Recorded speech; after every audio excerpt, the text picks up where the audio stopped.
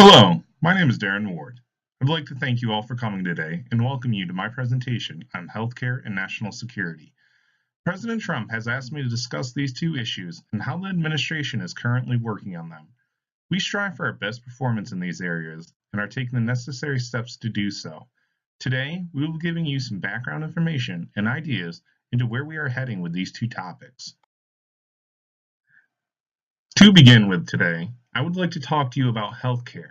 This administration takes this topic very seriously. We understand that our current healthcare system has roots beginning in the 1920s and needs an overhaul. Today, I would like to touch bases on three topics within our healthcare system that we are taking into consideration. First up is the Affordable Care Act of 2010. This was enacted by Congress and signed into law by President Obama on March 23, 2010. In desperate need of healthcare reform for the people of the nation, new healthcare legislation was implemented. It is estimated that there has been a net gain of close to 17 million people having coverage because of the Affordable Care Act, the majority of this being into Medicaid and Medicare. The Affordable Care Act, clearly not meeting its intended targeted numbers, also fines young, healthy Americans a minimum of $695 per year if they are above the poverty income level. Additionally, most states are reporting hikes in insurance premiums in the double digits, causing a lot of companies to pull out of the exchanges in that state. Legislators now have the choice to keep or replace the ACA, a known working system, albeit it being complicated, cumbersome, and expensive. Some solutions to keeping this system would be for the state governments to receive block grants and to subsidize the rest by their own incomes. Secondly, another option to mention is Senate 1804, the Medicare for All Act of 2017, that has been introduced by Senator Bernard Sanders of Vermont on September 13, 2017. Medicare for All is a single-payer healthcare system. Though national health care programs have been proposed since the 1940s, none have ever gone far in legislation. The United States of America is one of the last wealthy countries without national health care coverage. Now that legislators know the Affordable Care Act is not working, though some are afraid to do without it, there are a majority of legislators that are either for repealing the Affordable Care Act or single-payer health care coverage. If the Medicare for All bill can make it to the floor in Congress for discussion, current legislators may be able to pass it. This is an alternative solution to trying to fix the Affordable Care Act of 2010. According to Pew Research, 60% of Americans now feel that the federal government should insure health care. Specifically, 33% of people polled are in favor of a single-payer system. Now, this is strictly the opinion of this administration, but we feel this number may be much greater if there was more knowledge on what a single-payer system approach of healthcare is and an easily understandable approach to how it may be financed. Currently, there is an upward trend, and this may be because the media is giving more knowledge and attention to the subject for the American people. In summary, the administration has a mindset. It is about time for national health coverage at a federal, not state level. The United States of America, in all its glory, needs to continue to adapt in ever-changing times.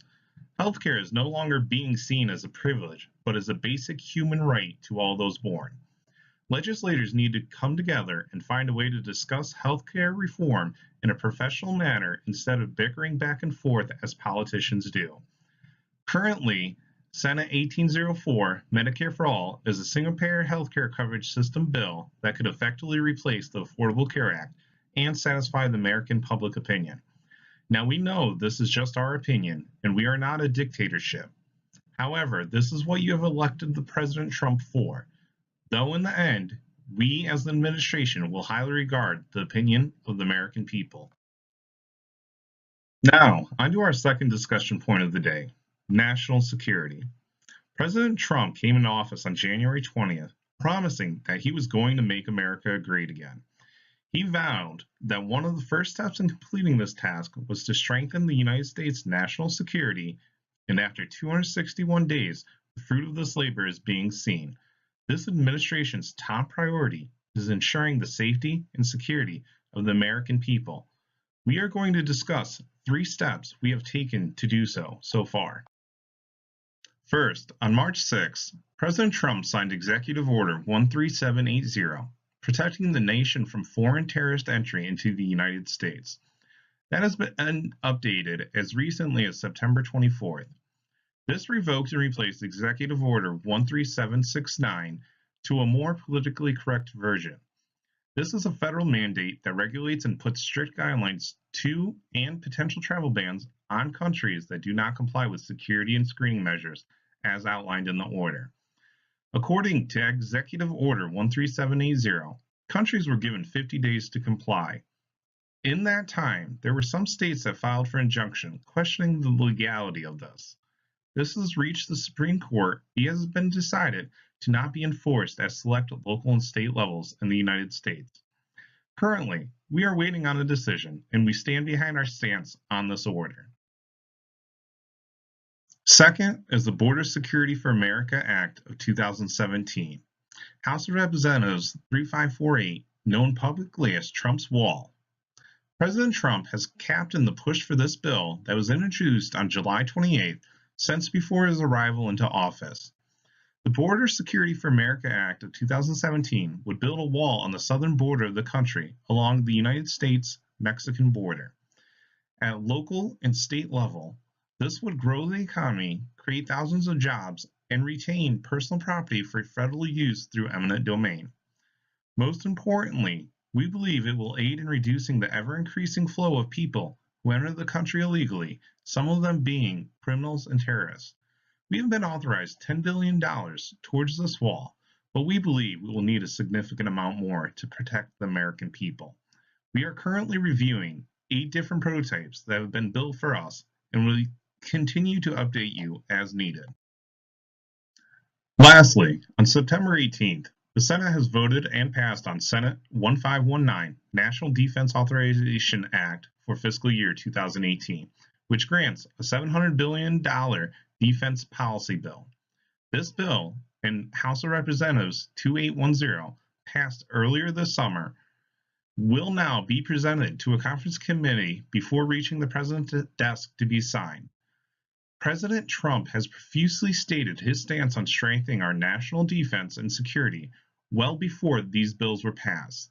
This, and voting on a budget that will increase more than our request implies, shows that the U.S. Congress legislators also agree that there is a need of significant improvement in the United States national defense and security measures.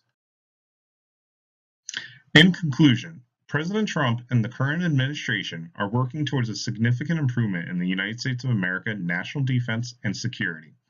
The executive branch of the federal government has been utilized using executive orders and lobbying congressional legislators to pass needed bills. Through the actions currently being taken by the President and our administration, it is clearly seen that this is an actionable cause the President is undertaking.